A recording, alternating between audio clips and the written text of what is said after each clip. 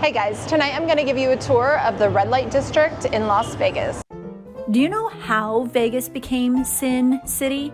Experience Las Vegas like never before on this first ever red light district walking tour. See Sin City like you never have.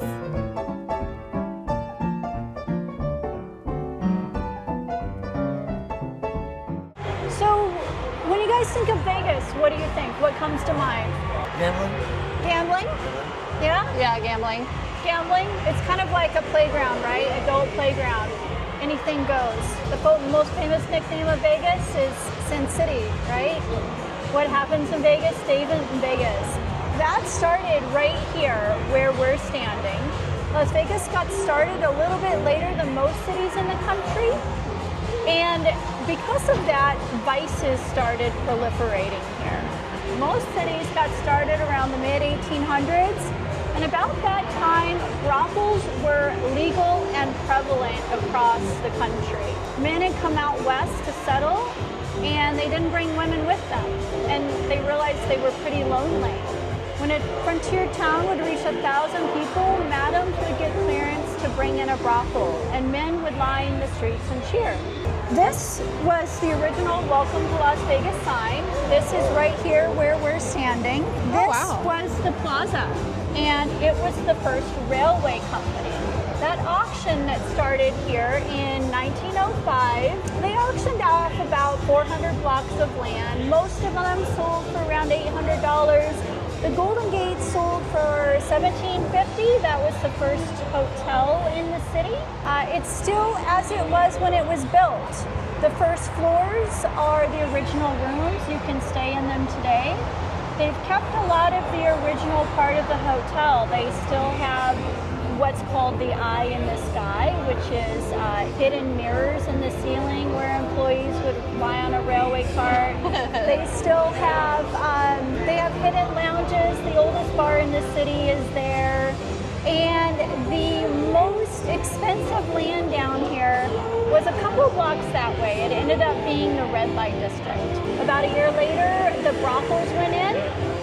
And even though the term brothel is kind of an umbrella term, back then there was a hierarchy. It went everywhere from the very high-end parlor homes down to what they called cribs.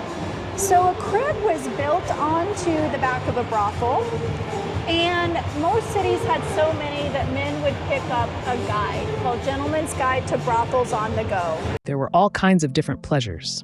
The House of All Nations specialized in the French style, or unnatural acts, code for oral sex. Some only had Creole women, or catered to gentlemen from the South. Others had women from all over the world. High-end brothels were pricey, at $5 to $15 a visit, and a man would need to be well off. He'd arrive in his finest clothes. The furniture was thrifted, but still offered a place to sit and chat with the ladies. Working in Bessie Mae's parlor home, we made $15 a customer or $35 for overnights, which we split with the house, but did have to spend a lot of money on personal items, expensive gowns, and matching corsets custom measured and ordered from Europe. I do want to say that these images are real. They were archives from the State Library, they were archives from UNLV, and we've converted them into moving pictures using AI, so that way you can kind of get a feel for what it looked like. So when we go through the red light district, even though it's no longer there, you can actually see what it was like in the day with the videos. So that was a pretty high-end parlor home. And the madams became so wealthy that they funded the police and fire department. They kept the boutique and liquor stores in business. They'd often be 35 rooms in the house, and they became pretty opulent. They would be turned into treatment centers and hospitals during disasters. So if we keep going all the way back down to the cribs that were in the red light district when they first opened, those were quite a bit different. Those were single room shacks. They were built onto the back of a saloon. Meet up with a young lady. But they said you had to be like well off, which I feel like is still true. Like to go to brothels, like it's very expensive. I mean, that gets to one of the reasons why women worked in a parlor home or a brothel, a lot of times they came out here with their husbands to work in the mines.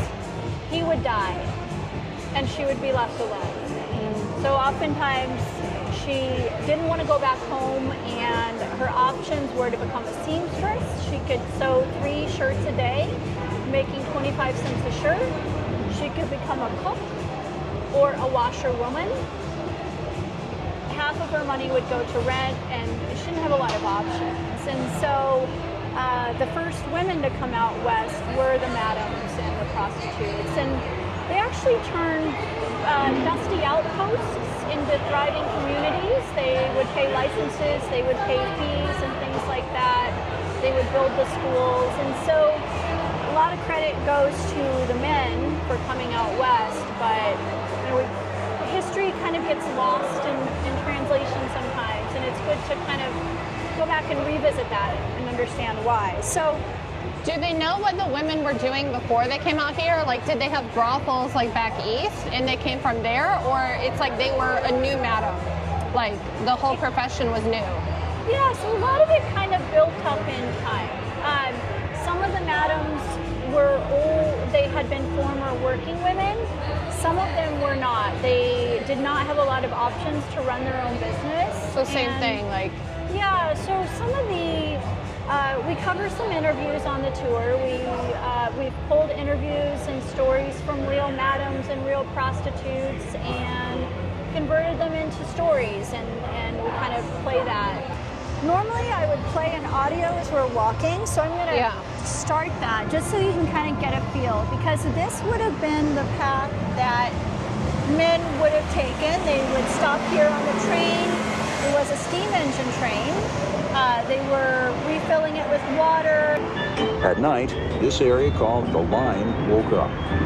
Train stopped for 45 minutes to refuel. Men would hustle down the alley for a drink and a bit of gambling. If they're having a particularly spirited night, they might stop by a crib out back to visit one of the ladies. Hey, honey. You just get in and looking for company? Nice hat you're wearing. Let me try it on. Hey, give me that back. Hat snatching was something a lady would do to lure us men inside. She would grab a man's hat and run off with it into her crib or brothel. Of course, we chased after her and try not to fall prey to the pleasures within. Wait, are we going to Main Street or California? We're going to Main Street. So that is the red light district right there, so like in that spot? The red light district was the actual empty parking lot that's beside the California. Okay. The reason that I'm taking you to Main Street is because there's a lot of antiques there, and it replicates what it would have been like in a very high-end parlor. And so those were the only women in the area. So like they were just around men all the time working, and if you wanted to have like a woman keep you company, you had to pay her. Those were the only ones out here? That is somewhat true, yeah.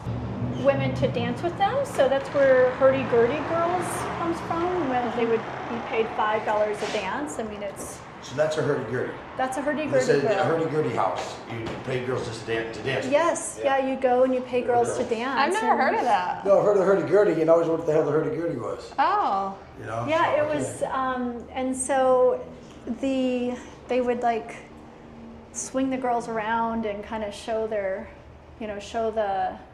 Knickers? Well, like the ruffles right, stuff the under, ruffles. Yeah. And that was like scandalous. It was scandalous, actually.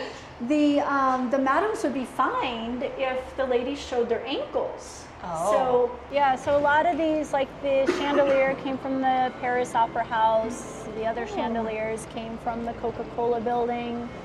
They have the Berlin Wall in here in the men's bathroom. That's right. So you guys could go and piss on the Berlin Wall if you'd like to. So this casino has, it's designed in the lobby to resemble a train station, which would have been exactly what brought people here at the plaza. Yeah. And That's cool. I don't think I've ever been down this far. I don't think I've ever seen a lobby. And then these old machines, those are cool. Yeah, there's some old slot machines here. Slot machines actually predate Vegas casinos. Really? Yeah, they didn't even come here until the 1940s when Ben Siegel put them in the Flamingo to keep the wives and girlfriends entertained while the men gambled. And so they were for the women? They were for the women. Yeah, funny. Isn't it funny? And then they brought in more money than everything else, and so all the casinos started adding them.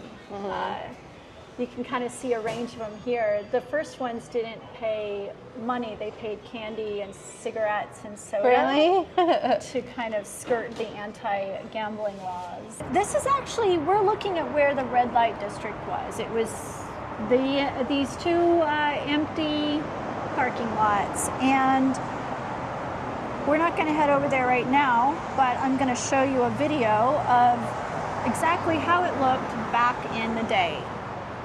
So these were called the 7 saloons in a row. This is how it looked when it was built. You'll see an evolution. That Arizona Club was the fanciest bar in town. It was actually the fanciest saloon in the West. It closed down in the 1940s. It became quite a magnet for people all over the country. It was the only place I know of where a fella could drink, gamble, and indulge with a lady of the night. Las Vegas became known as Sin City.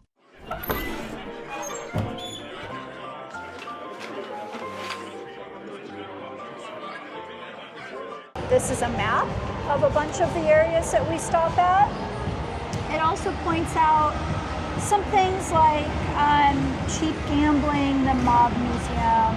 Yeah, just some different cool spots that you probably want to check out. If you've seen Vegas a bunch, come down here and you'll see some news things. And if you haven't, then you'll have a lot to talk about when you go home. Since you did the tour, you get a ticket, Mint1 ticket, and then we've also got a free app download.